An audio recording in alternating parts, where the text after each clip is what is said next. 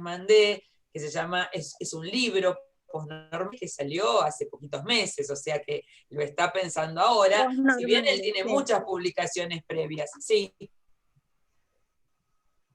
¿El libro lo mandaste, Silvia? Sí, yo creo que se los mandé, si no se los vuelvo a mandar, se llama Bueno, Postnormales. si no, yo se los mando porque lo tengo acá en la computadora. Bueno, yo creo que se los mandé, pero... Sí, ¿El libro que está en PDF, chicas? Sí. Y también les mandé algunos enlaces. Se puede bajar de internet. Sí, les mandé algunos enlaces de un artículo el de Tealde que comentamos y la respuesta mía para verlo hoy más en detalle y así ir ya pasando más decididamente a la biopolítica para dedicarnos la clase que viene todo el tiempo a la biopolítica, es decir, de la bioética a la biopolítica.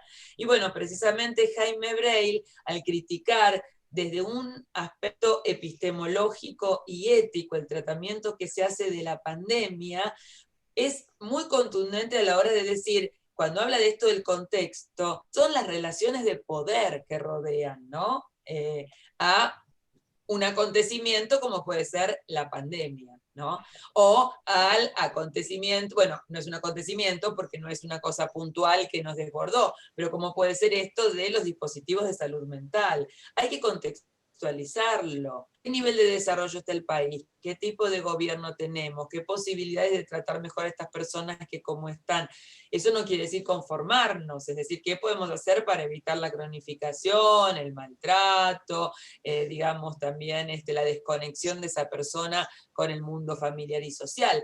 Pero ahí a decir, bueno, desmanicomializamos y ya les digo, en este congreso que yo fui, la consigna era desinstitucionalizar. Yo me aterré, esto fue hace 3 años en Montevideo, porque yo decía, imagínense, y ahora pasó, ¿no? Las aulas.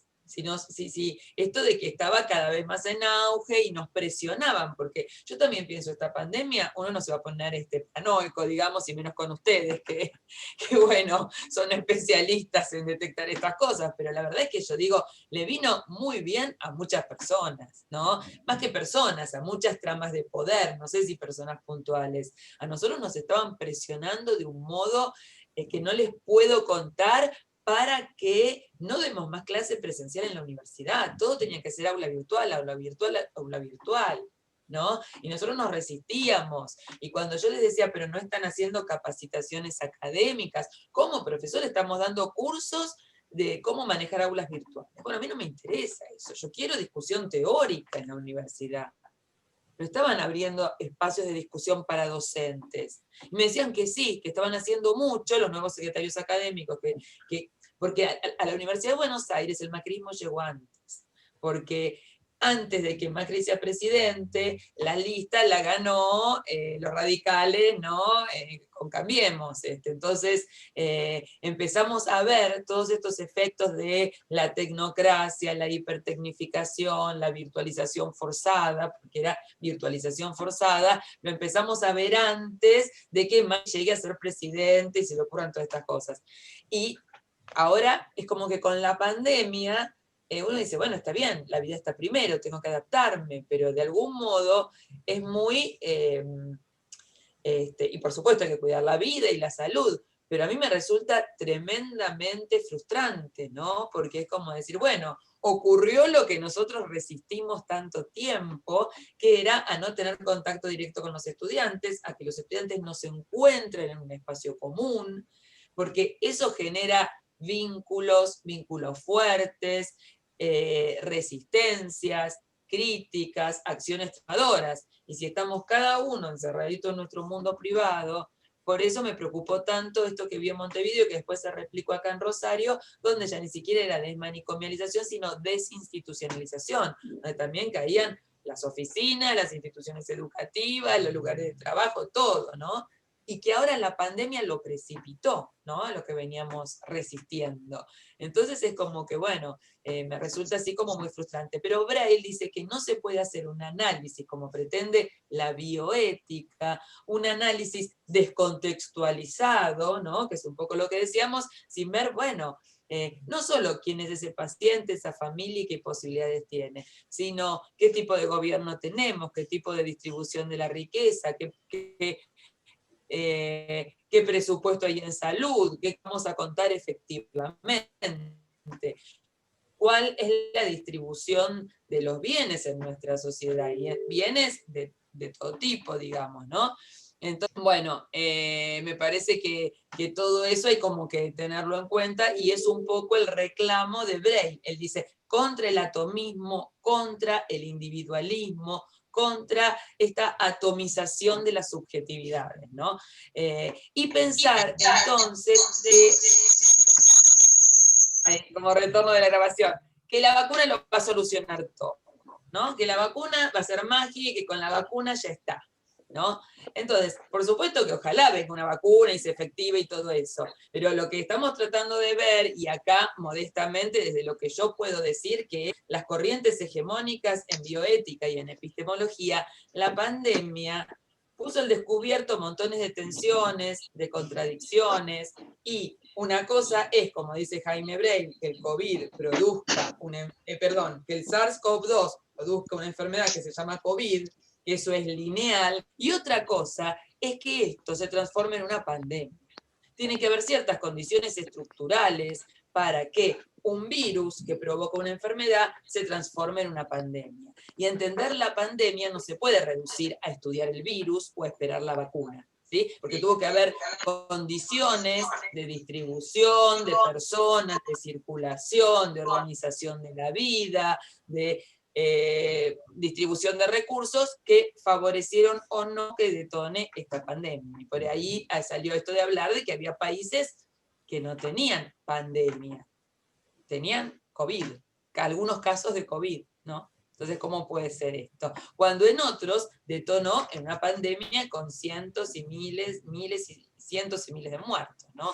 Entonces, M. Bray nos llama a hacer una reflexión más profunda que ya empieza a entrar en el terreno de lo que vamos a llamar biopolítica, ¿no?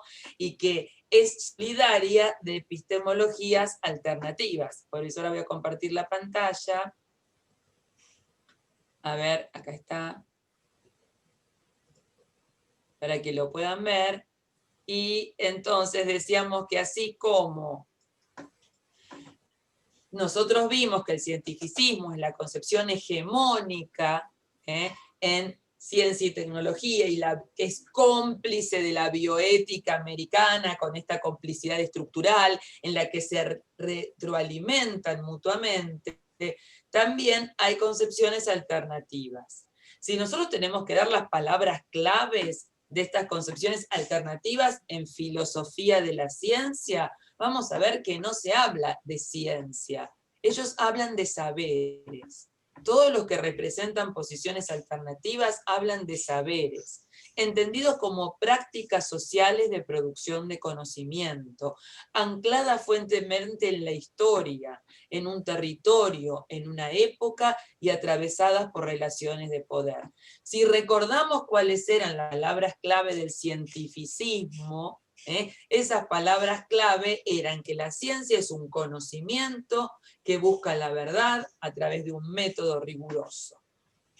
Conocimiento, verdad, método. Y ahí se acabó. Fíjense, las concepciones alternativas en epistemología o filosofía de la ciencia nos abren a otro espacio, y además la ciencia es conocimiento, es teoría, ¿sí? Y acá vemos que no hablan de ciencia. ¿Y por qué hablan de saberes y en plural? Porque consideran que lo que hay son diferentes tipos de saberes, ¿no? Saber, ¿no? De saberes en plural, tradiciones de conocimiento, acuñadas a lo largo de generaciones, y que algunas de ellas, precisamente por esas relaciones de poder, se erigen como ciencia.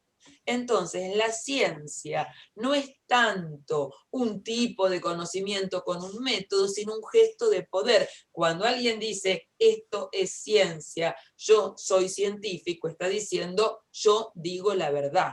Esta verdad está probada por un método riguroso, objetivo, esto es neutral. No pueden no creer en lo que yo digo. Soy el portavoz de la verdad.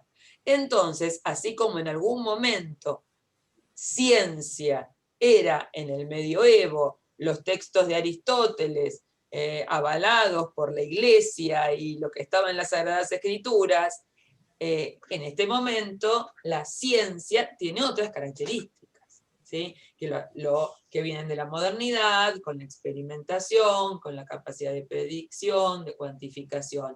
Ahora, ciencia, para estas concepciones alternativas, no es algo en sí mismo, es este gesto del poder del que en ocasiones se inviste algunas tradiciones de conocimiento. Y la tradición de conocimiento que resulta investida por este poder que da la ciencia es la que concentra el poder o la que resulta funcional al poder, ¿eh? ¿Se entiende? La que hay una trama que está erigiendo esto como científico. Entonces, a las concepciones alternativas en filosofía de la ciencia o epistemología le corresponde un abordaje biopolítico.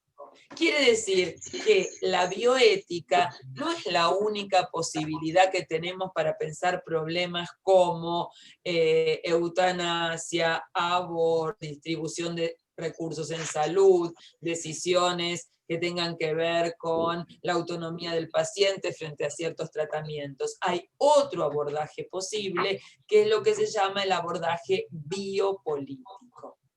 Ese abordaje biopolítico que vamos a ver más en profundidad la reunión que viene, que sería como la última, y que dista mucho de este abordaje bioético. Sin embargo, este abordaje bioético y biopolítico se ocupan de los mismos temas, pero el modo como los tratan no podría ser más diverso.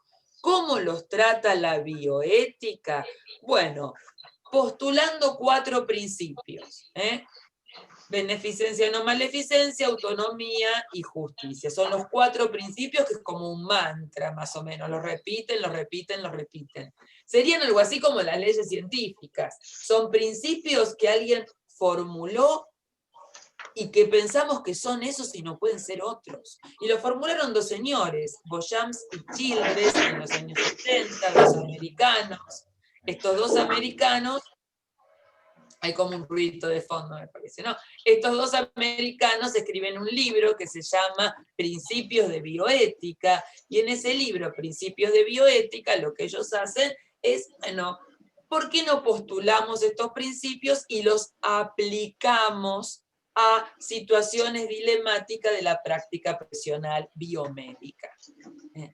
La ley científica, el caso. Se dan cuenta que la lógica, que la dinámica es semejante. Así como tengo la ley científica y el caso que queda subsumido en la ley, dentro de un pensamiento epistemológico tradicional, en bioética tengo el principio ético y lo aplico a una situación de conflicto profesional en el área de la biomedicina. Entonces, frente a este modelo totalmente verticalista, porque ¿quiénes conocen esos principios? Los expertos, ¿sí? Son los expertos los que conocen esos principios. Entonces empieza a crear comités de ética. Por todos lados ustedes habrán visto comités de ética, comités de bioética, a punto tal que en nuestro país son obligatorios desde 1996. Hay una ley de 1996 que dice que toda institución pública o privada de atención de la salud debe contar con un comité de bioética, ¿sí? Es imprescindible contar con un comité de bioética. Casi todos ahora ya están más aceitados, pero en un primer momento algunos existían y funcionaban bien, otros existían y funcionaban mal, y otros eran un sellito por si venía una inspección, ¿sí? Ahora, ¿quiénes formaban parte de esos comités de bioética? Los expertos que conocían los principios de la bioética. Beneficencia, no maleficencia, autonomía y justicia, ¿sí? Entonces, este abordaje tan insuficiente de una bioética que se lleva muy bien con el cientificismo. Vamos a ver que de concepciones alternativas en epistemología y filosofía de la ciencia va a corresponder un abordaje biopolítico.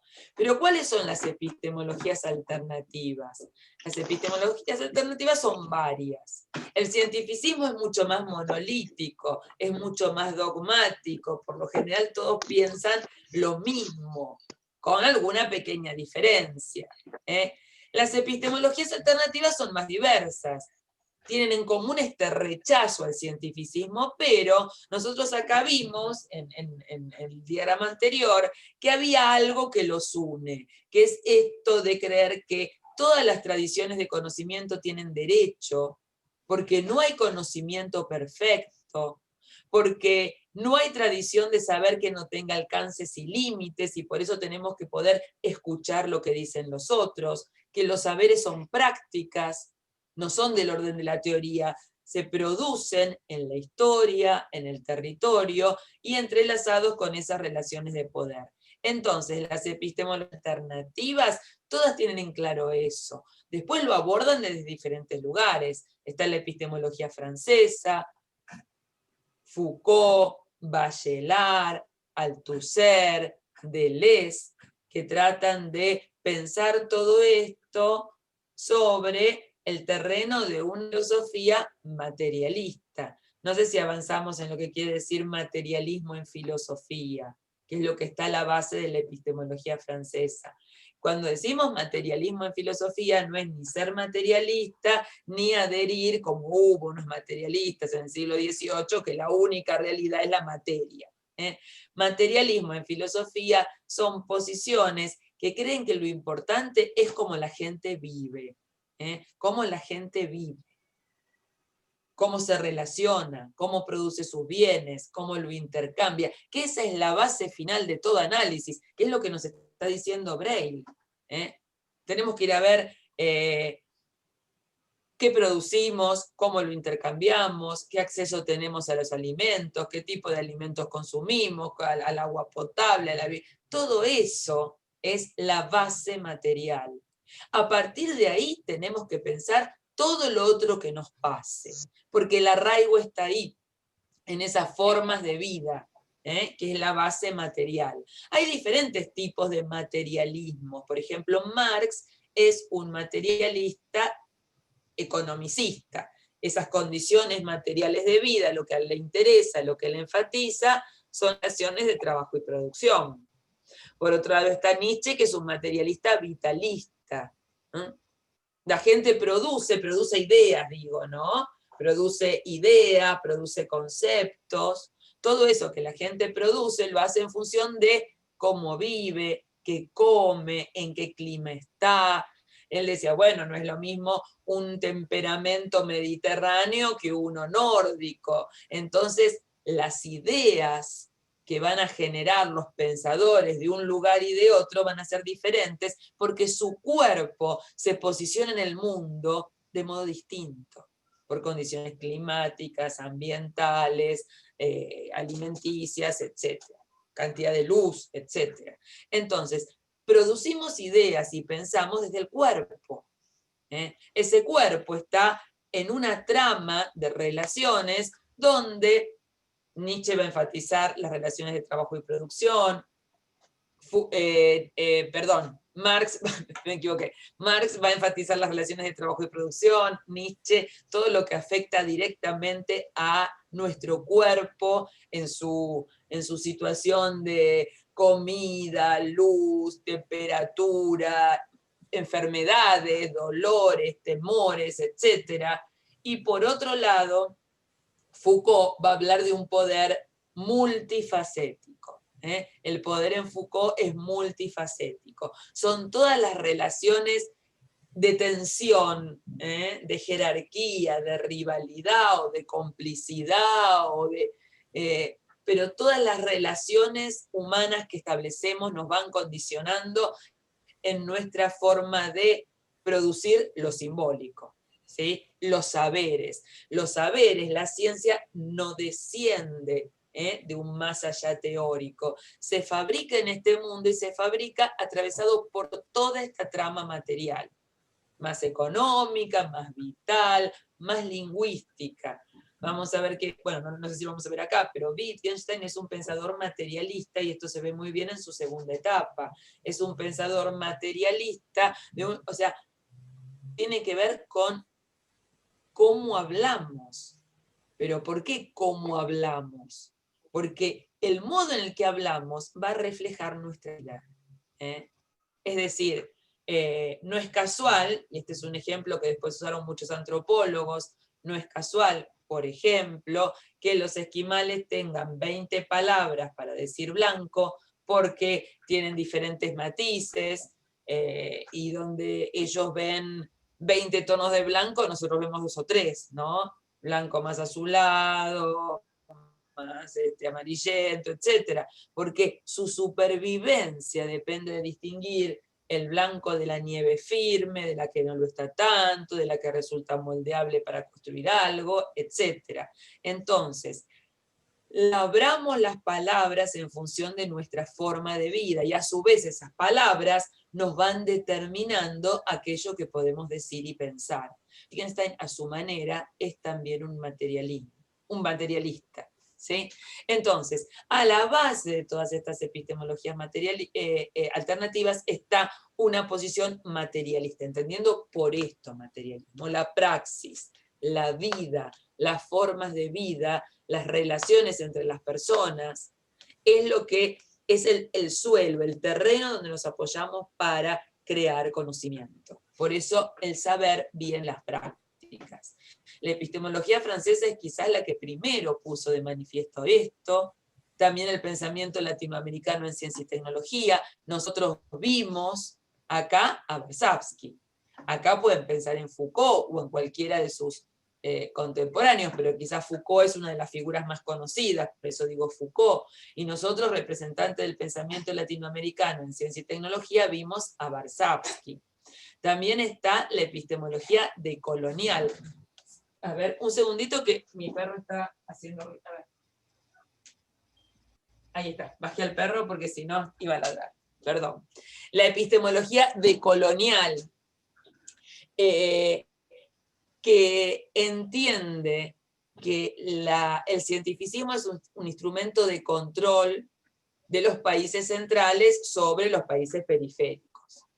Esta imposición de un determinado modelo de producir y dar conocimiento. Y estudian mucho todo lo que es la lógica académica en esta epistemología decolonial, todo lo que son las publicaciones en revistas especializadas, lo que son las revisiones por pares, donde, ¿qué nos dice la bioética? Lo único que ustedes tienen que hacer es poner de claro no tener conflicto de interés.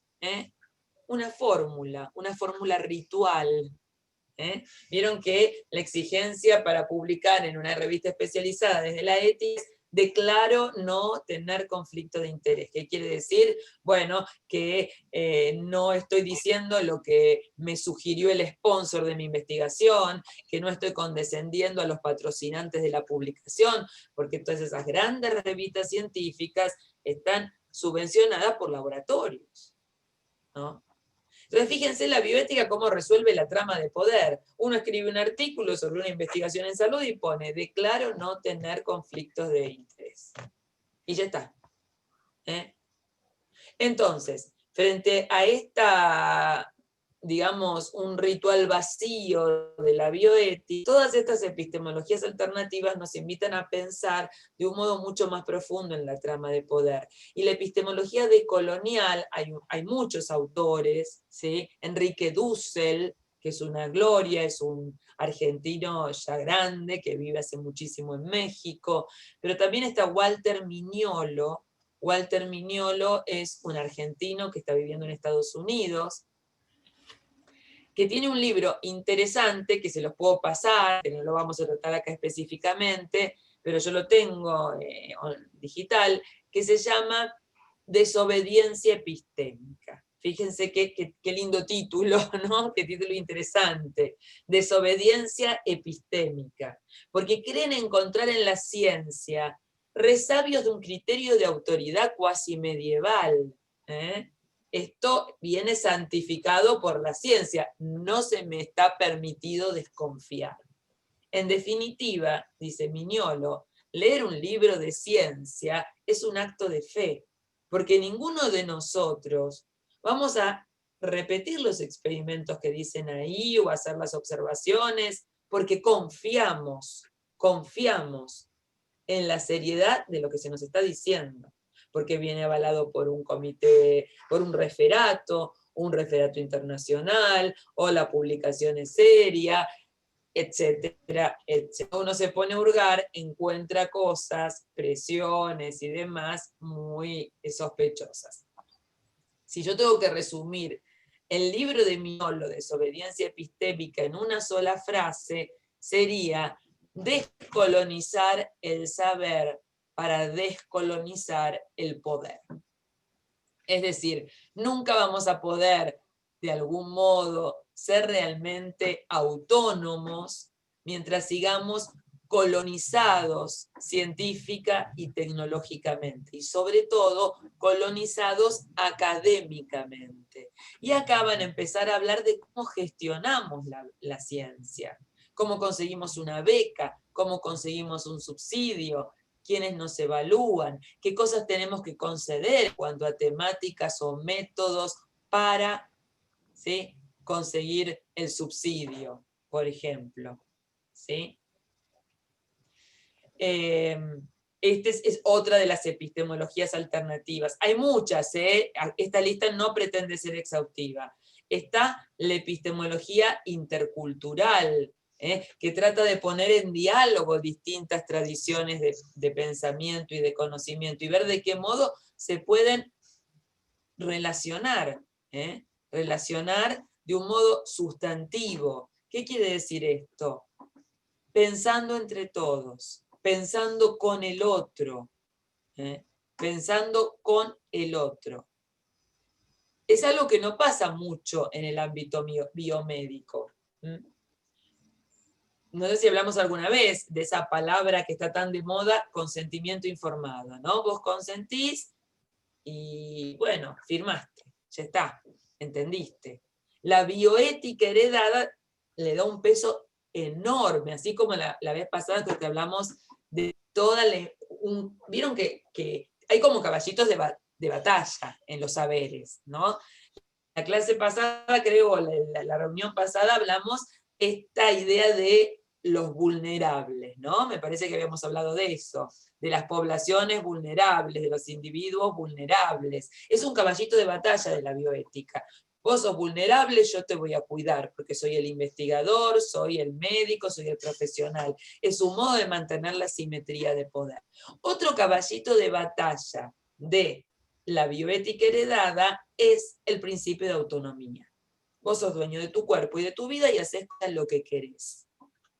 Como en la nueva ley de salud mental, que no se puede internar a alguien si no quiere. Pero bueno, hay situaciones límites también, ¿no? Como decía Cristina.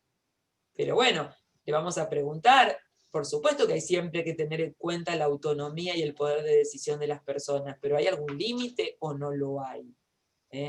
Y además, el único resguardo es firmas un consentimiento informado.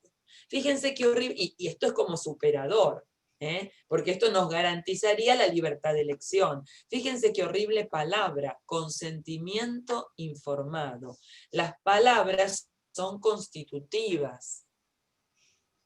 Entonces, consentimiento informado. ¿Qué escucho yo cuando leo o alguien me dice consentimiento informado? Escucho, yo te informo y vos decís que sí. Porque no se me está dando en el nombre que se le pone a ese papelito oportunidad de decir no, si se llama consentimiento. Ya me están, de algún modo, ¿no?, disciplinando el bono, y yo te informo, es decir, yo te hago un recorte de la situación, porque no te puedo informar todos los riesgos del procedimiento de la medicación, porque es lógico, tendrías que hacer un curso de medicina, o de enfermería, o de lo que sea. Entonces, yo hago un recorte de lo que yo pienso que a vos te tiene, y lo escribo en 1 o 2 paginitas. Ese recorte es totalmente arbitrario, porque es lo que la gente que tiene el poder y el saber cree que al otro le va a interesar. Después vos lo lees y decís que sí. Entonces, la palabra circula en una sola dirección, del profesional al paciente, que presta atención y firma, consciente. Yo en algún momento, entonces, fíjense cómo es tan tramposa la bioética heredada, ¿no? Porque mantiene la jerarquía, las relaciones de poder y un modo de producción material e intelectual. que corresponde a este mundo desigual, injusto, neoliberal, etc. En algún momento yo había propuesto, ¿por qué no lo llamamos decisión dialogada? Se me ocurrió, no sé si está bueno o no, pero me parecía que el mensaje es otro. No es consentimiento informado, es decisión dialogada.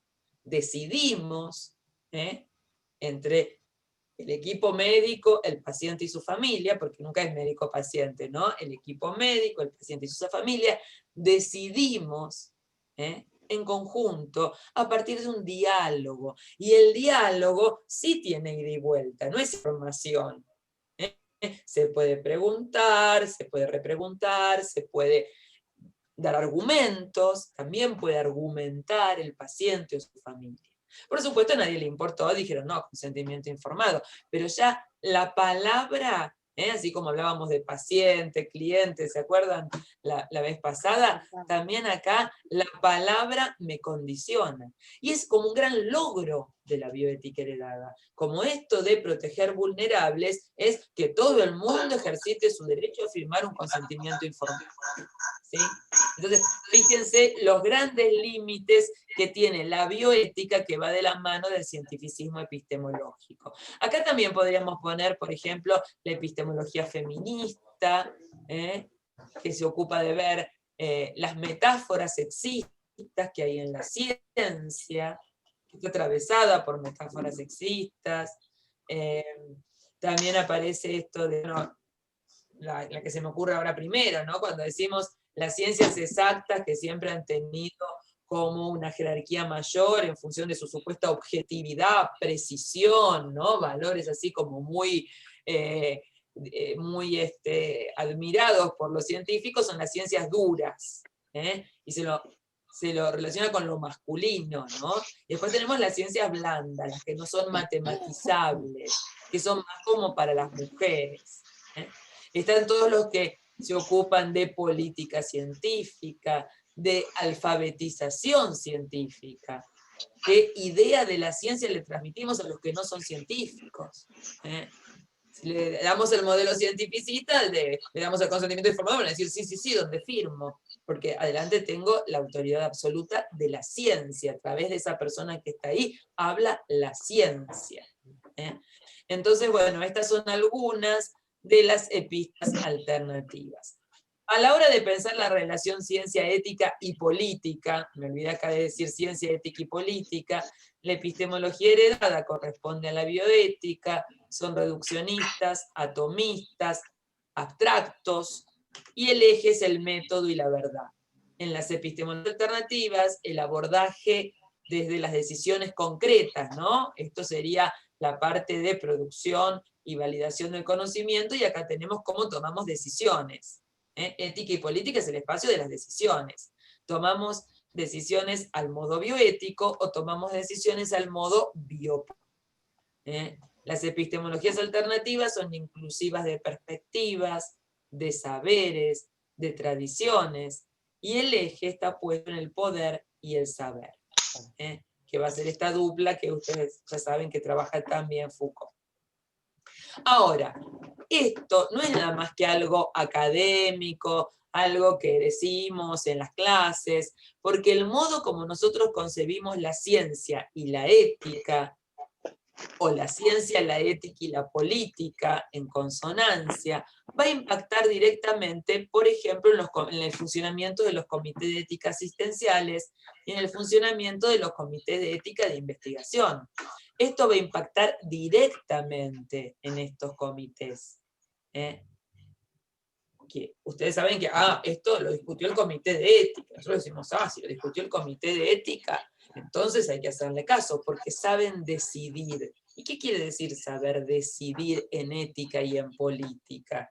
¿Hay una verdad revelada o hay una verdad probada por un método en ética y en política? ¿O es una apuesta?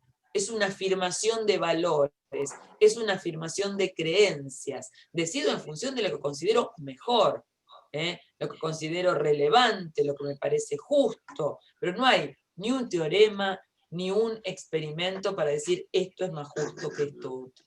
Por eso, como nunca en una decisión ética, política, en salud, nunca vamos a poder ser ni exactos, ni verdaderos, ni absolutamente justos. Porque cuando se dan conflictos éticos y políticos en salud, son situaciones, muchas veces son situaciones extremas. En esas situaciones extremas, y bueno, alguien va a salir perjudicado. Entonces, ¿cómo minimamos la injusticia de la decisión? Porque si tuviéramos recursos, miren lo que les digo, si tuviéramos recursos para todos, no van a desaparecer los problemas éticos y bioéticos que llegan a los comités, pero quedarían reducidos a una expresión mínima. Muchísimos de los conflictos que enfrentamos tienen que ver con insuficiencia de recursos económicos, edilicios, humanos, tecnológicos, camas de terapia intensiva, que ahora lo vemos por el COVID, pero en los comités de ética se ven muchísimo, personas con enfermedades crónicas que nunca llegan a una operación, y no es porque no está el quirófano, no está no hay cama de terapia intensiva. Entonces, el COVID es como que mostró, ¿no?, montones de tensiones y de insuficiencias. Entonces, si nosotros nos posicionamos del lado de una epistemología heredada y la bioética, o de una epistemología alternativa y la biopolítica, vamos inmediatamente a tener comités de ética muy diferentes. Ustedes saben que los comités de ética, hay comités de ética asistenciales y comités de ética de investigación. Cuando esto empezó, la bioética, como yo les dije, apareció en los años 70 en Estados Unidos y 90 más o menos llegó a la Argentina, era un solo comité. Ese comité tenía a veces como subcomisiones. Dentro de ese comité único estaba el grupo que se dedicaba más a los problemas asistenciales, estaba el grupo que se ocupaba más de los problemas de investigación, se ocupaba de revisar protocolos. ¿Qué pasó? Pasó que ya por los años 2000, los protocolos de la industria farmacéutica empezaron a llegar de a toneladas. Hubo directamente como, vengan, que ofrecemos a nuestra población como cuerpos de prueba. ¿Sí? Entonces, el comité se vio desbordado, por un lado. El comité de ética no tiene recursos propios. Un comité de ética no puede cobrar. ¿Sí? No cobran los miembros de un comité de ética. Entonces, hospitalario, no sé, los que están así en los ministerios y demás, pero los que están ahí en el territorio no cobramos. Ahora, eso también desalienta a las personas, porque hay que ir durante años y años y años gratis a un lugar que uno lo haría con gusto, pero también tiene su trabajo, ¿no? Y la verdad es que todos hacemos primero, o casi siempre, aquellos trabajos para los que nos pagan, y si nos queda tiempo hacemos lo otro.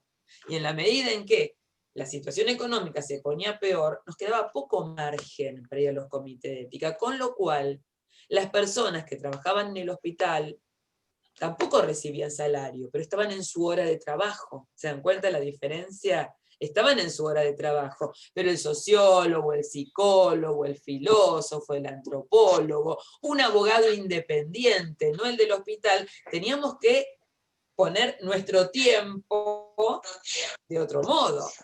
Entonces, eso hace que muchas veces los comités de ética sean muy endogámicos, ¿sí? Sea todo personal de salud y todos trabajadores del hospital. Y falta la mirada externa de las ciencias sociales y de alguien que también viene desde otra dinámica.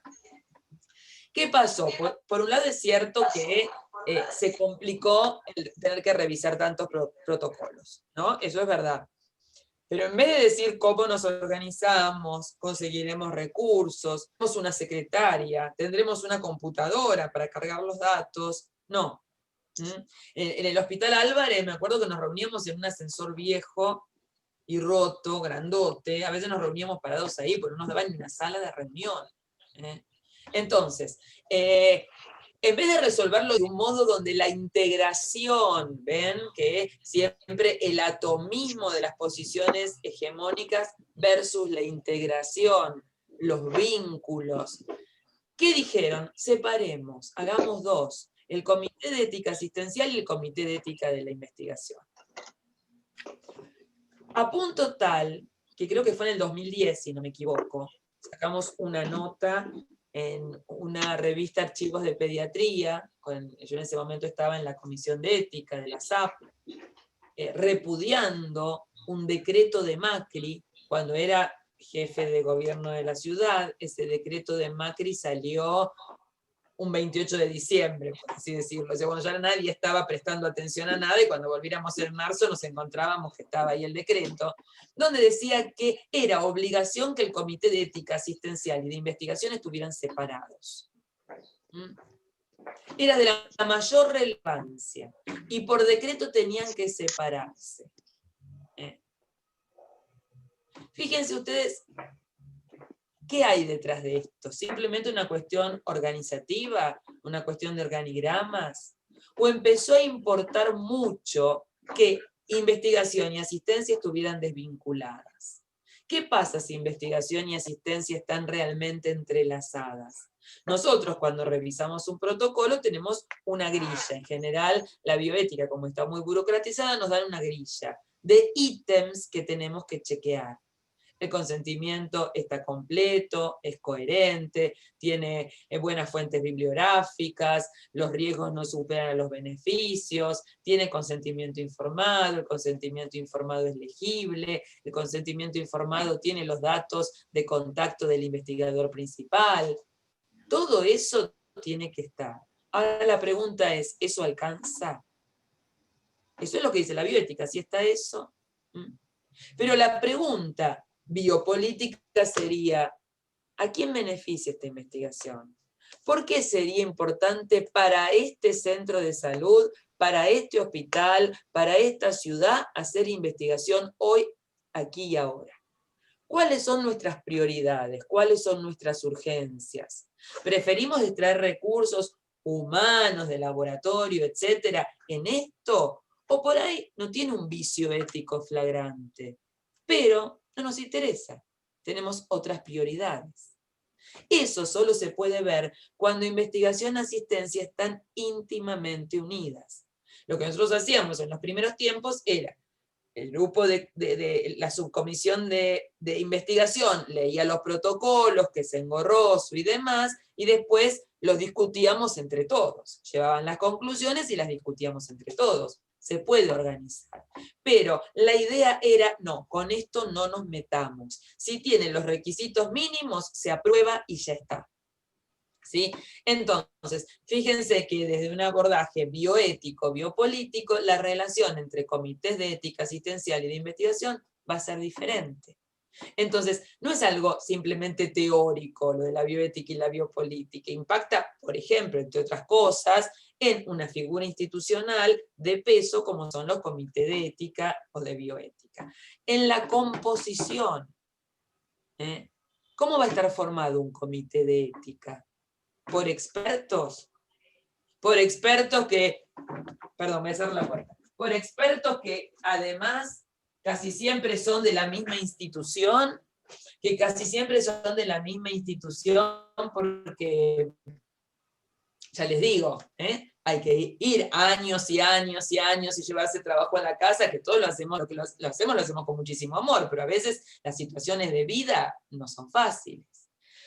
Pero además, porque la idea es que si es un comité de bioética heredada y la ciencia es un saber experto, los que van a participar tienen que ser expertos. Esto quiere decir que no le vamos a dar lugar, por ejemplo, a personas de la comunidad. Cuando cada vez más decimos que los comités de bioética tienen que tener miembros de la comunidad, representantes de los pacientes. ¿Qué es un miembro de la comunidad? Es una persona que es paciente o fue paciente o que si se enferma va a ir a ese hospital. ¿Se entiende? Es un paciente efectivo o potencial. Entonces va a defender la mirada del paciente. ¿En qué invertimos plata? ¿Cómo distribuimos los recursos? ¿Cómo distribuimos las camas de terapia intensiva? Bueno, si yo me accidento, un miembro de mi familia va a tener que ir ahí. No es que yo vengo acá como miembro de la comunidad, pero tengo mi prepaga. es diferente la mirada. No tiene que ser un paciente que esté en tratamiento, sino alguien que va a hacer uso, o ha hecho uso, o lo haría, porque no tiene otra cobertura. Entonces va a tener otra mirada que es muy importante a la hora de decidir en un comité de ética. Bueno, si nosotros creemos a la bioética hegemónica, no debería haber miembros de la comunidad. ¿Qué pasó? Bueno, muchas voces que reclamaron. Entonces, ¿qué se decidió? Que los comités asistenciales, como no le importan mucho a nadie los comités asistenciales, porque no tienen un compromiso tan directo con la industria, ¿sí? Bueno, los comités asistenciales que integren miembros de la comunidad. Pero los comités de ética de investigación, no. Porque revisar un protocolo es dificilísimo y no van a entender. Entonces, los comités de ética de la investigación son de metodólogos, o de investigadores. Y yo me pregunto, ¿por qué no podría haber un psicólogo, un eticista, un abogado que no sea de la institución, o representantes de los sujetos de la investigación? Alguien al que alguna vez se le puede decir, o haya participado, o sea, ¿usted quiere integrar una investigación? Porque la pregunta es, que creo que ya la hicimos, pero la recordamos, porque esta es una pregunta que desde la bioética y la biopolítica se responde distinto. De la complejidad interna de un protocolo de investigación, ¿no? Que sin duda tiene su enorme complejidad. A mí me resultaba tremendo leerlos así, y tenía que preguntar 20.000 veces, y no estoy segura, porque obviamente había cosas de moléculas y de cosas que no entendía. Ahora, yo creo que podía aportar, como podía aportar alguien de la comunidad. Y podía aportar también, por ser una persona que transita, o que es paciente, o que es, no solo por ser filósofa. Entonces, la pregunta es, de la complejidad interna de un protocolo, ¿se sigue la misma complejidad para entender si es bueno, útil o conveniente realizarlo aquí y ahora? Si nosotros pensamos es complejo técnicamente, no vamos a poder, los legos, entender si es bueno, justo, interesante o pertinente hacerlo aquí ahora, estamos en un problema. Estamos en un pensamiento tecnocrático. El Comité de Ética de la Investigación va a estar formado por expertos. ¿Sí? Por expertos. En cambio, si lo pensamos desde el lado biopolítico, de que en todo caso lo que estos espacios nos tienen que garantizar, estos comités de ética, no es tanto decisiones rápidas, decisiones operativas, decisiones que dejen a todos conformes y que sobre todo no comprometan al personal de salud de la institución, sino si creemos que un comité de ética es un espacio para socializar el proceso de toma de decisiones, para democratizar el poder, democratizando las tomas de decisiones, vamos a decir, no, tienen que venir miembros de la comunidad. También tienen que venir miembros de la comunidad a los comités de ética de investigación. Entonces, si nos ubicamos de un lado o del otro, ¿cómo formamos? Los comités van a ser distintos. ¿Se dan cuenta, no? Más o menos como esto tiene implicancias muy prácticas en los comités de ética. Yo me acuerdo una vez un caso que hace muchos años, porque todavía, bueno, no sé, 15 años, 20, todavía las drogas para el SIDA estaban mucho más pulidas y avanzadas, pero no como ahora, ¿no? Todavía es una enfermedad que tenía un riesgo mucho más importante del que tiene ahora, que realmente se ha avanzado muchísimo. Entonces era un protocolo que, imagínense la situación, en el Hospital Álvarez cuando había un cura. ¿Por qué había un cura? ¿Por qué había un cura? Porque la UCA tiene un posgrado en bioética. Porque hay una disputa además, a ver quiénes son los expertos de la bioética. Están los profesionales de la salud, los abogados y los religiosos. Y ahí se están peleando. La Facultad de Derecho quiere tener sus posgrados en bioética, la Facultad de Medicina y la Universidad Católica. Entonces, bueno, el cura del hospital había hecho un posgrado en bioética, ¿cómo no iba a estar? Ahora, es una persona con una moral dogmática. Una de las condiciones para participar de un comité de ética es poder cuestionar la moral propia, tener empatía con el otro, saber escuchar, ponerme en el lugar del otro, no imponerle mi moral. es ética, no moral. Es capacidad de pensar críticamente la ética. Pero bueno, tenía que estar el cura. Entonces el cura no encontró mejor decir que nos reunimos en la capilla. Y encima ponemos a las monjitas a hacer café. Imagínense, el patriarcado en la iglesia era ¿no? lo que es, imagínense. Entonces, claro, toda la gente decía, estamos más cómodos que parados en un ascensor viejo y roto. Pero como gesto de poder era espantoso. Y me acuerdo que estábamos en la subcomisión de ética de la investigación revisando un protocolo sobre HIV, y todos los especialistas decían que estaba perfecto, que era muy interesante, que suponía un gran avance. Pedían pacientes naif. Yo en ese momento no sabía lo que era un paciente naif, ¿no? Yo decía que sí, sé lo que es naif en francés, pero no entendía que era virgen de medicación, es decir, un paciente recién diagnosticado, ¿no? Entonces, claro, yo preguntaba, bueno, pero si hay drogas efectivas, ya había drogas efectivas, bastante efectivas. ¿Por qué vamos a exponer a un paciente recién diagnosticado a una droga nueva que no conocemos? ¿Por qué no probamos con alguien que ya no le hayan hecho efecto las otras drogas? Y no, porque eso llevaría mucho tiempo, la prueba no sería contundente, porque son personas deterioradas, con efectos secundarios, y los laboratorios no tienen tanto tiempo. Quieren la patente ya. Y después, otra cosa que me llama la atención, en ese proyecto que lo aprobaban porque era impecable, supuestamente, que decía que a las personas que participaran en el experimento, si la droga demostraba ser eficaz y segura, se le iba a dar gratuitamente hasta que se comercializara en el país. Y nadie encontraba objeción. Bueno, a mí me pareció un horror. Entonces yo digo, ¿cómo hasta que se comercialice en el país? Claro, no le vamos a discontinuar si la droga resulta eficaz. Le vamos a garantizar hasta que se venda en Argentina. Y después, y bueno, lo comprará, y si no tiene plata, pedirá un subsidio al ministerio, o estaba el PROFE en ese momento, o el PAMI. Bueno, lo pagamos todos. Lo pagamos todos sacando plata de otras áreas prioritarias. Si esta empresa viene a probar, multinacional, esta droga con gente de nuestro país, que le pague el tratamiento de por vida. Es lo menos que podemos pedir. Y no, profesora, porque si tensamos mucho el hilo, se van a ir a hacer la otra parte. ¿Y por qué tenemos que pensar que investigación biomédica es investigación farmacológica financiada por la industria? ¿Ven el reduccionismo de la epistemología hegemónica y de la bioética? Está concebida para defender un modo de gestión del saber. Está concebida para defender un modo empresarial de gestión del saber. Le falta el acento a gestión, ahora que me doy cuenta, pero se ve que lo escribí un poco rápido. Un modo empresarial de gestión del saber. Es universal, nos dicen. Entonces no hay ningún problema que se piense la hipótesis en un país de Europa, que se pruebe con gente de Bangkok o Buenos Aires, y que se produzca en una planta procesadora de Kiev, que total ya tiene tanta contaminación que un poco más no importa y de obra es muy barata. Total, la ciencia es universal.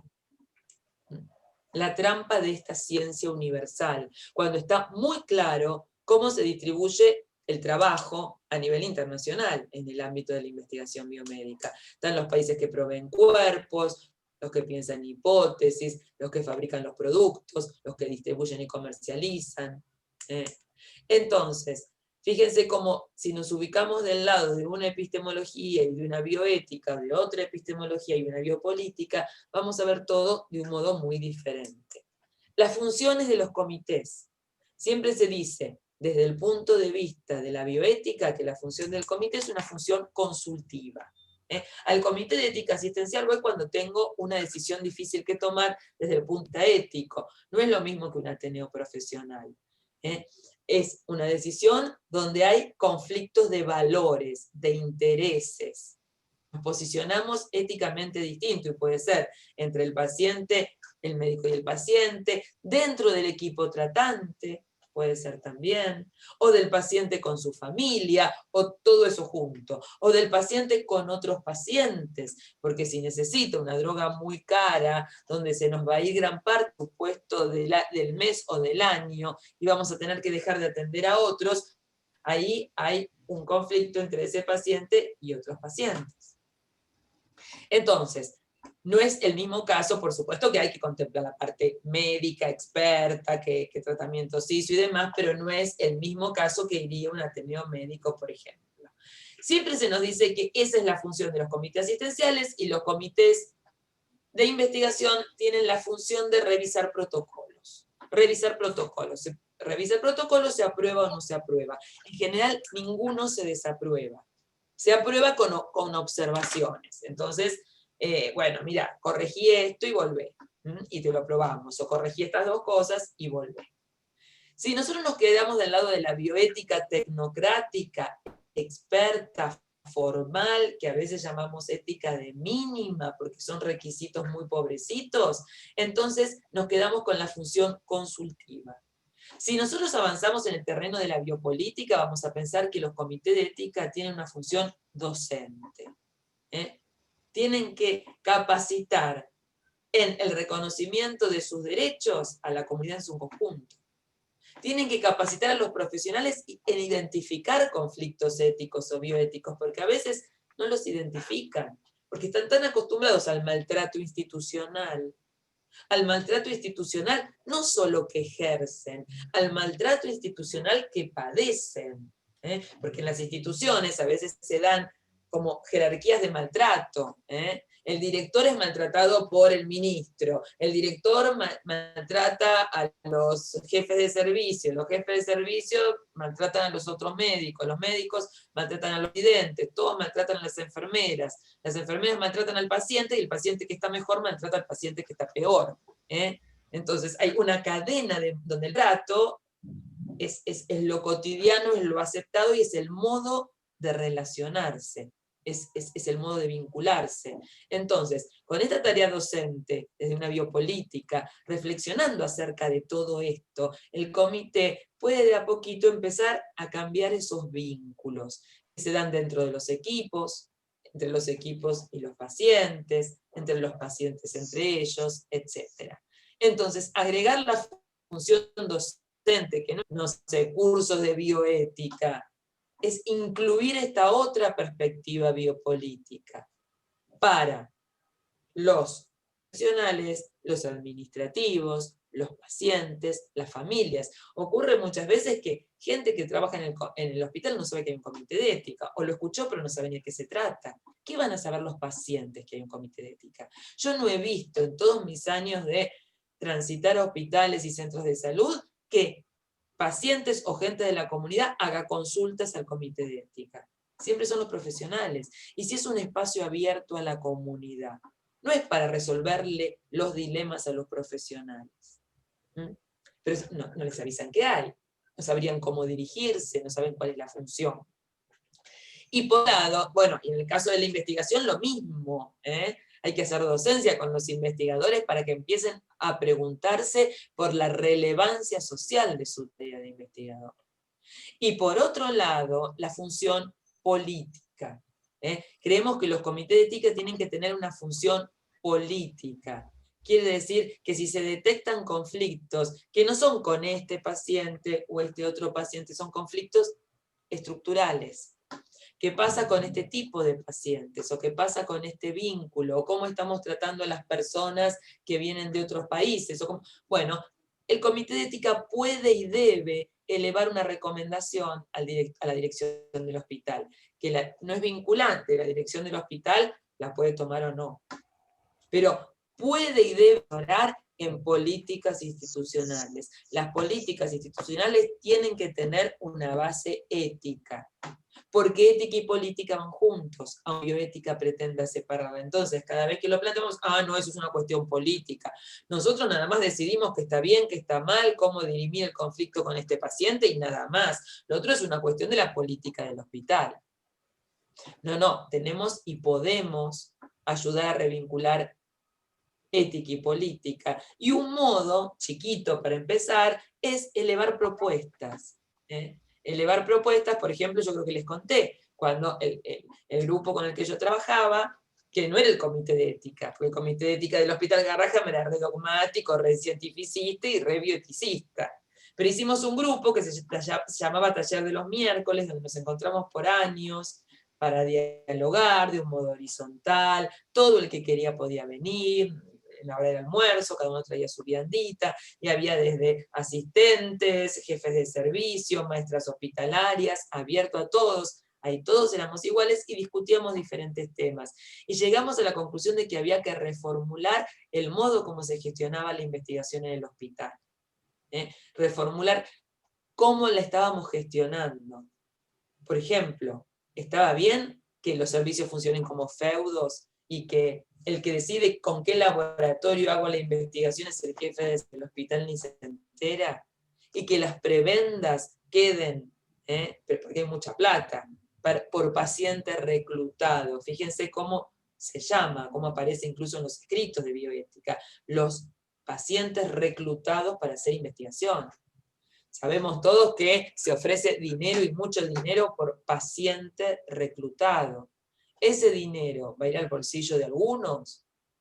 O en todo caso, si decidimos, como creo ya les comenté, hacer una investigación financiada por un laboratorio porque nos interesa, porque no tiene objeciones, bueno, pagan un canon, ese canon va al hospital, se buscará la manera, y a partir de ahí se hace un fondo de investigación propio. Ahí tenemos para pagarle a los investigadores que quieren investigar algo que no le interesa a la industria, que no le interesa a las empresas, y que terminan no investigando lo que es relevante en la atención.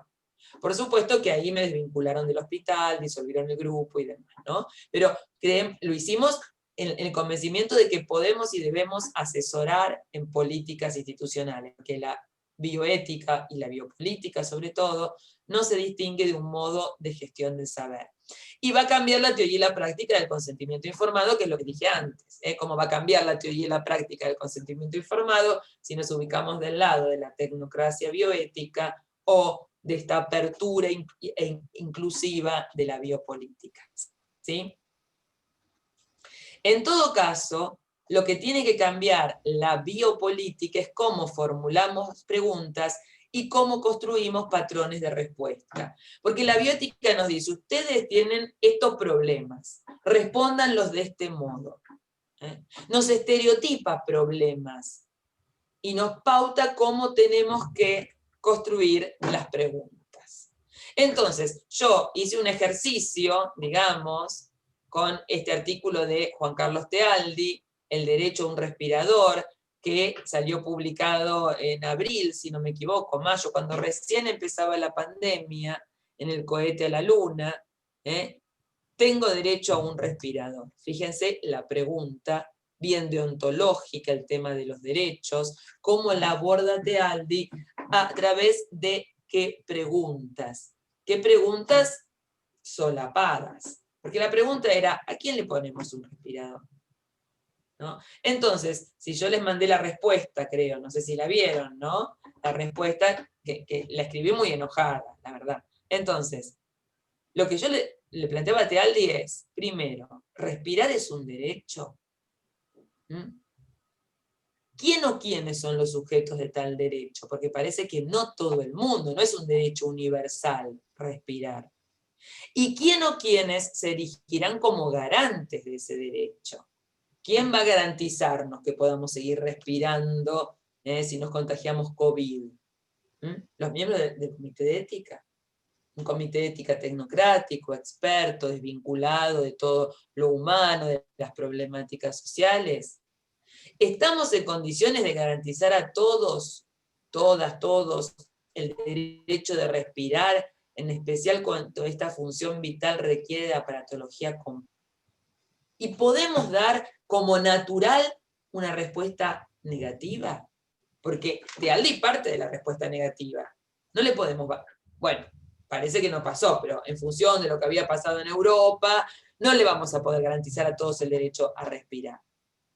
Entonces, ¿cómo decidimos? Estaban dando por sentado ya ese hecho, sin revisarlo. ¿Y por qué no podríamos garantizarle a todos? ¿Qué tendríamos que hacer o qué tendríamos que haber hecho para garantizarle a todos el derecho a un respirador? ¿Quién se robó la plata? ¿Cómo se distribuyeron los recursos? ¿Por qué no pudimos prever que podía haber algún tipo de emergencia, llámese COVID o lo que sea? ¿Sí? Pero él no horada ese terreno, ese territorio, no remueve. ¿Se acuerdan cuando hablábamos de la epistemología, perdón, de la filosofía deconstructiva que problematiza? Wittgenstein va a decir, es como arar la tierra, removerla y ver qué hay. Y los otros que sobre el terreno construyen. Bueno, esto es lo que tenemos, esto es lo que hay. Ahora resolvamos el problema. Es muy operativo. Ahora tenemos que decidir a quién ponemos el respirador y a quién no. ¿Qué vamos a hacer? Es lo que nos tocó. Pero ¿para qué estar removiendo? Mirá cómo se dice, ¿para qué estar removiendo las cosas? La biopolítica precisamente es deconstructiva, remueve los escombros para ver por qué no podríamos garantizarle a todos. ¿Qué pasó? ¿Qué decisiones tomamos previamente? No, ahora tenemos esto, avancemos, dice Tealdi. Fíjense la respuesta de Tealdi. Crear a toda velocidad y sin participación ciudadana un organismo, a ver, esperen porque no estoy viendo todo, no sé por qué, a ver, lo voy a minimizar. Y sin participación ciudadana, un organismo nacional que establezca guías éticas generales para profesionales de la salud y para tantos comités de ética. Tal organismo ayudaría, según Tealdi, a garantizar el derecho a la salud en condiciones de imparcialidad y equidad. Fíjense cuál es la solución de Barsasky a este problema. Es burocrática. Creemos rápido un organismo nacional, con guías prácticas para decidir, para que los comités de ética también decidan a quién le ponemos el respirador y a quién no. Y si lo hacemos bien, vamos a ser equitativos, vamos a ser imparciales, porque ni siquiera vamos a conocer de quién estamos hablando. Pero todos sabemos que el que tenga un mejor seguro de salud, quizás tenga, quizás no, pero puede llegar a tener más posibilidades que una persona que no puede la ambulancia ni entrar a buscarla, porque no está urbanizado el asentamiento donde vive. Entonces, esta respuesta de Tealdi es una típica respuesta de la bioética deontológica. ¿Sí? Y fíjense cómo sigue Tealdi. Pero la Argentina se enfrenta no solo a la posible escasez de recursos sanitarios materiales, sino a la falta de un organismo nacional. ¿Se dan cuenta? Tealdi está poniendo en un mismo nivel que no tengamos los recursos y que no tengamos un mega, super comité de ética nacional que diga quién se vive y quién muere. Obviamente en el mismo acto Tealdi se estaba candidateando para crearlo y para coordinarlo. ¿Sí? Entonces, fíjense qué banalización. Y confrontemos con lo que dice Breil, que es justamente todo lo contrario. Cómo pensar la pandemia. Para uno de los bioeticistas que se presentan como más prestigiosos en Argentina, esta era la cuestión. Bueno, ¿qué hace Tealdi? Esto lo digo yo, naturaliza la injusticia. Yo escribo, ocurre sin embargo que contrario a lo que se desprende de las afirmaciones del doctor Tealdi, la escasez de recursos no es un destino. Es el resultado de la corrupción de los últimos años y tiene responsables que deben pagar por las muertes que ocasionan. Porque el coronavirus solo no mata más que otras enfermedades. El coronavirus enferma y lo que mata es la corrupción que nos puso en situación de no poder enfrentar una pandemia. O sea, no digo que no haya gente que se muera por COVID, pero se mueren de muchas otras enfermedades. ¿Qué pasó para que no podamos hacer frente a esta urgencia sanitaria prestándole la mejor atención a todos?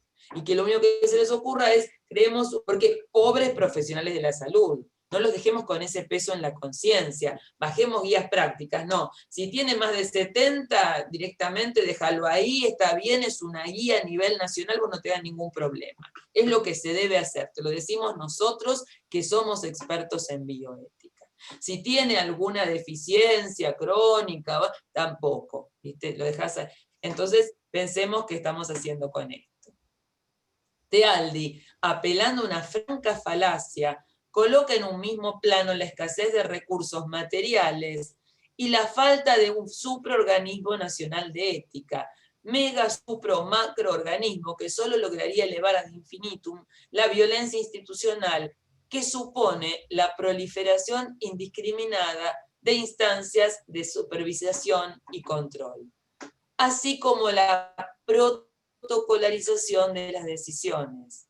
Y esto es escandaloso porque las decisiones éticas no son técnicas y no pueden ni deben ser protocolarizadas. Entre otras cosas porque no responden a la lógica tecnocrática, aunque algunos así lo pretendan. Ahora que estamos todos con los protocolos, vieron que es como la palabra fetiche, es la palabra mágica, el protocolo. Todo tiene que estar protocolarizado. Este es el protocolo. El protocolo lo que me impide es pensar, es reflexionar, es evaluar la individualidad de la situación. Está bueno tener algunas pautas generales, orientadoras, pero el protocolo, la reflexión, procedo automáticamente y me impide la verdadera conexión con el otro, me impide el lazo. Fíjense cómo están nuestros lazos sociales últimamente, ¿no? Y cómo quedarán después de esta pandemia. Porque protocolizar es normativizar y normalizar comportamientos, es estandarizar y por lo tanto clausurar el pensamiento. Esto lo escribo yo. Es por esto que ante la necesidad de ciertas pautas compartidas, resulte una mejor opción la construcción de consensos revisables que surjan de un diálogo inclusivo, antes que la imposición de protocolos inapelables que nos transforman en sumisos seguidores de reglas. Entonces, nadie dice que no necesitamos consensos, pero es muy diferente hablar del protocolo. El protocolo es un fetiche ya. El protocolo parece que es inapelable, que no lo deciden personas. De nuevo, ¿no? Esta lógica de la imposición hegemónica, este es el protocolo. ¿Sí? Este es el protocolo y se acabó. En cambio, ¿por qué no establecemos consensos? Dialógicos, inclusivos, revisables, perfectibles.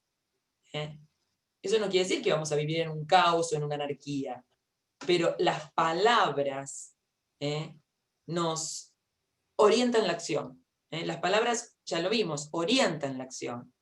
Entonces, esta pandemia es la ocasión para protocolarizar, normativizar, normalizar, ser sumisos seguidores de regla, pues estamos todos aterrados, y no es para menos, no estoy devaluando al COVID como enfermedad.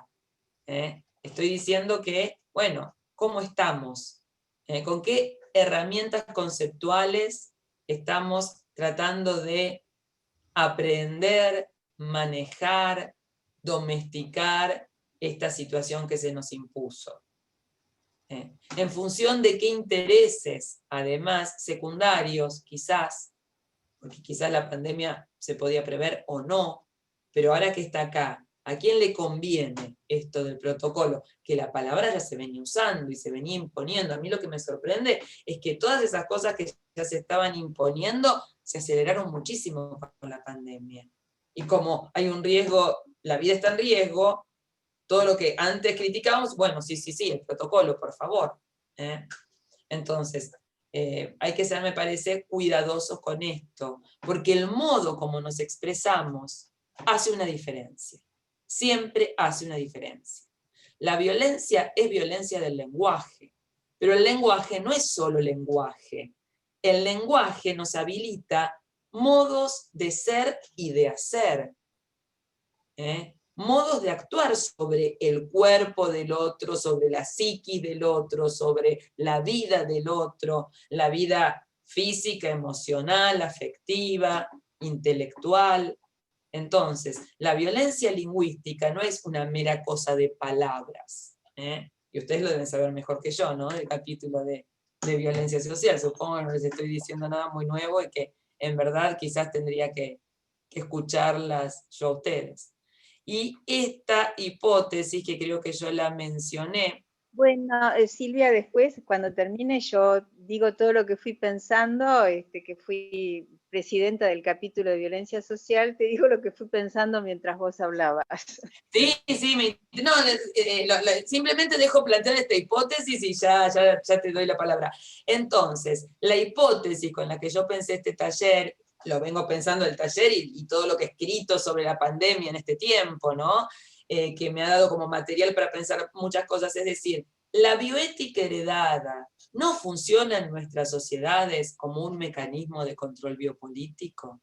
¿No será que esa bioética estándar, estandarizada, normalizante, protocolarizante, es una estrategia de control biopolítico de grandes poblaciones, de individuos y de poblaciones? Es una pregunta, simplemente. Pero bueno, sí. Cristina.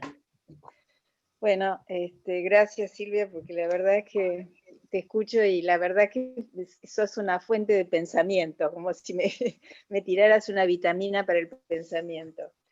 Yo desde el capítulo, siempre trabajamos en los congresos cuando damos las clases del capítulo sobre los trastornos del pensamiento de los sistemas violentos. Y una de las situaciones de los trastornos del pensamiento es no sentir mientras yo pienso. Entonces, es como disociarme, hacer como que las cosas son pura racionalidad. Y yo me pregunto qué pasó con nuestra, porque la bioética empieza en el colegio, en las guarderías, en los jardines de infantes. A los niños de primer y segundo y tercer grado se les debe enseñar bioética y con biopolítica incluida. O sea, que esto es un proceso de ayudar a pensar. Yo me imagino la población argentina, el 27 de abril del 2013, Macri invadió el Hospital Borda. Hubo pacientes heridos, médicos heridos, pacientes que tuvieron que asistirlos en clínica médica. Bueno, fue una hecatombe para mi punto de vista. Ese mismo señor, 2 años después, fue elegido presidente de los argentinos y argentinas. Y yo me pregunto, ¿qué nos pasó como ciudadanía? Porque vos hablas de la bioética y de la biopolítica en el sentido general. Y yo me pregunto, esos pequeños núcleos que dejaron pasar que ese hospital, que es el de más frágiles, es el hospital donde los más frágiles de una comunidad habitan, más frágiles que el Hospital Muñiz o que el hospital que pueden pensar los pacientes. Estos pacientes no pueden pensar y encima están encerrados desde hace mucho tiempo. Los profesionales trabajando a esa hora, profesionales del servicio los servicios del Borda. Entonces yo me pregunto, ¿eso qué pasó? Que fue público, se publicitó. ¿Qué rastro dejó? Nadie imaginó que esos eran la fragilidad de una comunidad. Nadie pudo. Entonces yo digo, bueno, estos trastornos del pensamiento no vienen de lo que pasó en el Hospital Borda y del trastorno del pensamiento y del sentimiento que tiene Macri sin duda. Esto viene de antes, porque hubo una comunidad que borró absolutamente esa acción flagrante de este político y de la comunidad, porque también el jefe de policía se prestó, no me acuerdo quién era, pero bueno, se prestó a eso, pero no lo condenaron. En febrero del 15 a Macri lo absolvieron y había hecho algo monstruoso, había hecho algo de índole del asesinato. en un hospital. Entonces yo, ahí yo me quedé, cuando Macri ganó las elecciones, yo me quedé como pensando qué dificultades para pensar tiene el pueblo argentino. Qué dificultades para disociar, qué dificultades para no sentir.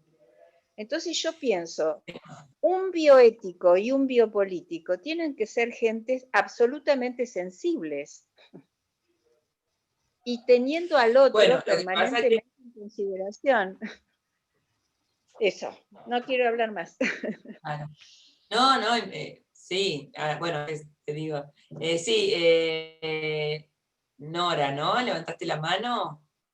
Nora. Hola, sí, ¿qué tal? ¿Cómo estás? Mira, Bien, bien.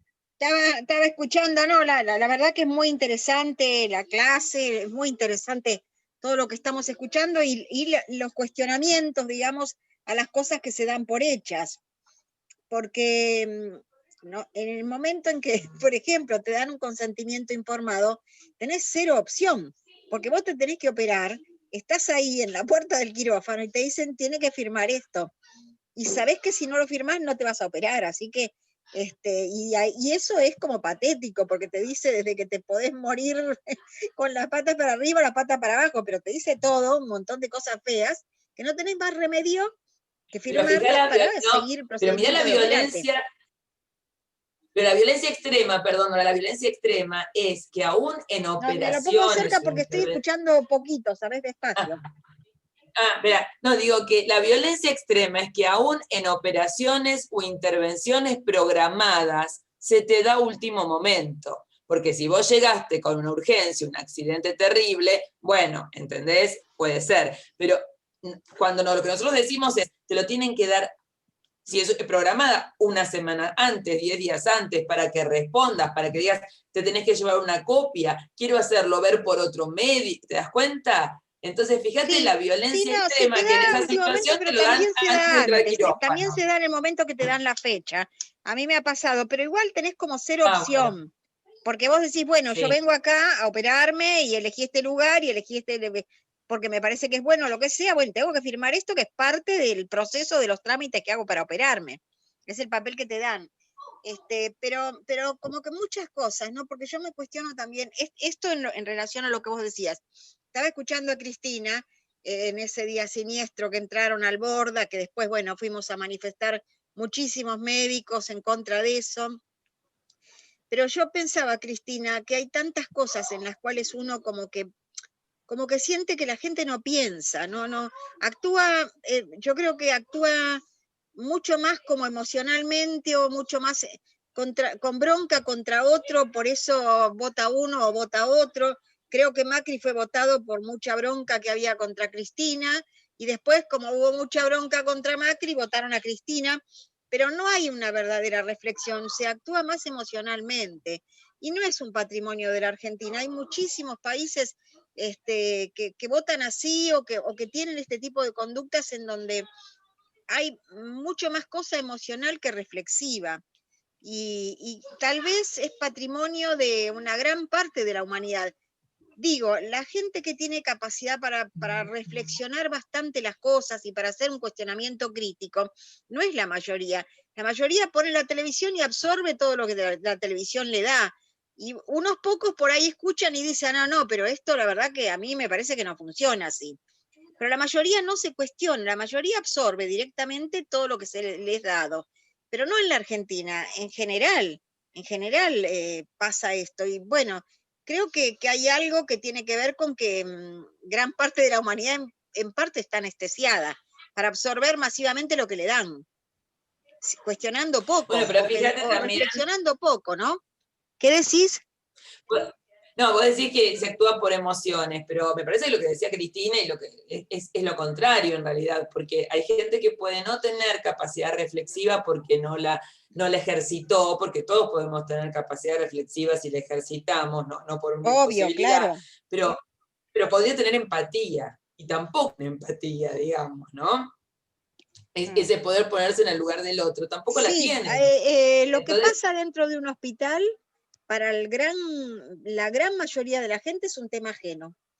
Es como que la gente no lo siente como propio, lo siente, bueno, pasó allá en el Borda. Éramos los médicos, éramos la gente de salud, lo que estamos en el tema. No hubo una sola persona, digamos, de la calle, de otro lado, que se molestara por esto. Fue un poco de ruido en los medios, y los médicos y los que pensamos en esto como que es una barbaridad, los que manifestamos. En general la gente se mueve más por las cosas que le tocan directamente. Pero nosotros pertenecemos Cristina, al porque capítulo... escucho poco, no sé qué está pasando con mi teléfono, que escucho poco, hablen fuerte.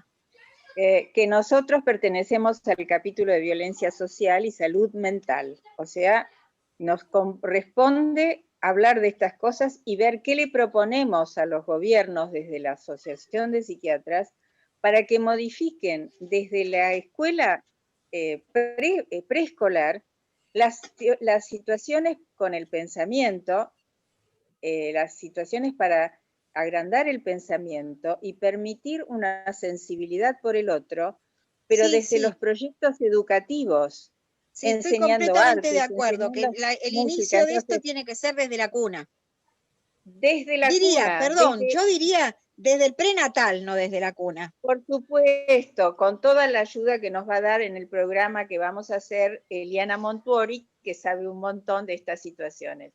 Pero nosotros tenemos que pensar en esto que nos está diciendo Silvia Rivera, pero tenemos que pensar lo que podemos hacer con todo esto, porque esto no ocurre solamente en los comités de bioética, esto ocurre con maestras que maltratan a sus alumnos y con alumnos que maltratan a sus compañeros. Esta es una devastación generalizada. Lo que yo vi en la Escuela de la Boca y lo que veo en el barrio de Soldati son cosas extremas. Pero pasa en los mejores colegios también, ¿eh? Por eso, donde han fallado los sistemas educativos, de los mejores colegios y de los colegios más humildes. Y esto es algo que tenemos que incorporar nosotros, Silvia como docente universitaria, nosotros como profesionales de la salud mental y además investigadores de la violencia, cómo a través de las situaciones de la educación esto se tiene que modificar, porque es la incapacidad para sentir, porque la empatía es sentir por el otro. Vos podés ser un genio de la matemática, pero si no sentís por el otro, sos alguien absolutamente violento. Entonces, esto a mí me gusta, yo estoy siguiendo un curso de Wittgenstein con Silvia Rivera, y lo que me gusta de Wittgenstein es la capacidad de demoler todas esas estructuras hegemónicas con dos palabritas, pero él tuvo una vida de mucho sufrimiento también. 3 hermanos suicidados, muy rico el padre, él regaló su herencia. Bueno, toda una serie de contingencias que le permitieron, gracias a su educación, poder seguir pensando y sintiendo, porque es un hombre que con sus escritos manifiesta su sentir. Entonces, yo digo, bueno, nosotros tenemos las armas para jorobar a los políticos de turno y para ver cómo a través del Ministerio de Educación y que se haga un contrato entre el Ministerio de Educación y el Ministerio de Salud, cómo podemos los psiquiatras ayornarlos a los del Ministerio de Educación para que empiecen a generar programas diferentes. Esa es mi propuesta. No, yo coincido absolutamente, Cristina. Lo único que no coincido es que no lo hacen, pero aunque se lo digamos tampoco lo van a hacer, porque no está en su intención hacerla, porque no está en su intención crear reflexivas, personas empáticas, vínculos sociales fuertes, todo eso produciría una transformación que, bueno, haría que muchas de las cosas que pasan sean inviables, ¿no? Fíjate que cuando aparece, no quiere decir que no intentemos, Cristina, que no esté de acuerdo, pero todo, yo lo comenté una vez, en algún momento de militancia microfísica, ¿no? Era el lugar donde estoy, el ciclo básico es muy masivo, qué sé yo. En mi cátedra ha llegado a haber 2.000 estudiantes por cuatrimestre. Es un montón, en un sentido, no es en la población argentina, pero para una cátedra es muchísimo. Entonces yo decía, bueno, yo ahí puedo llegar a muchas personas que lean Barbie, que lean esto, que no entren a la universidad, que van con esto. Nos borran de un plumazo, nos borran de un plumazo. O sea, yo que aposté a eso, y cada uno en su lugar de trabajo, como dice Cristina, yo lo creí y lo hice. Y estoy un poco decepcionada, no de lo realizado, sino de lo rápido que el poder, los que tienen el poder pueden avanzar con una topadora. Yo en el taller del Garraham, les digo, en el taller del Garraham habíamos creado una masa crítica tan interesante, nos reunimos durante 5 años, todos los miércoles, sacamos un libro, hicimos propuestas. La directora estabilizando mucho, acá se acabó, acá no pasó nada, y bueno, se habrá recordado un tiempito, pero enseguida, ¿no? Y entonces ahora me encuentro como en una etapa un poco por ahí, soy yo, digamos, ¿no? No quiero con esto contagiarle mi de esto que dice Cristina. Y te la hace muy difícil, ¿no? Y cuesta mucho. Quizás ahora estoy un poco cansada, qué sé yo, no sé. No sé qué les parece. Eso es lo que yo siento ahora. A veces digo que algo, digamos, ¿no? Me pasé la vida trabajando en este sentido, y cuando uno mira, dice, bueno, está peor que nunca todo. Entonces, es como que, no sé.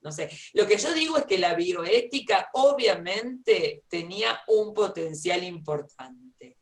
La bioética no era el destino último de la bioética, convertirse en un aliado del poder hegemónico para disciplinar cuerpos y disciplinar mentes, disciplinar los cuerpos y las mentes de los científicos, disciplinar los cuerpos y las mentes de los sujetos, de los profesionales de la salud y de los pacientes, de todos, que nos disciplinan a todos. No era el destino, pero cuando aparece algo que tiene un transformador, enseguida es fagocitado, disciplinado a su vez, y se convierte en un instrumento de control biopolítico. La bioética ha tenido otro destino, y peleamos mucho para que sea así.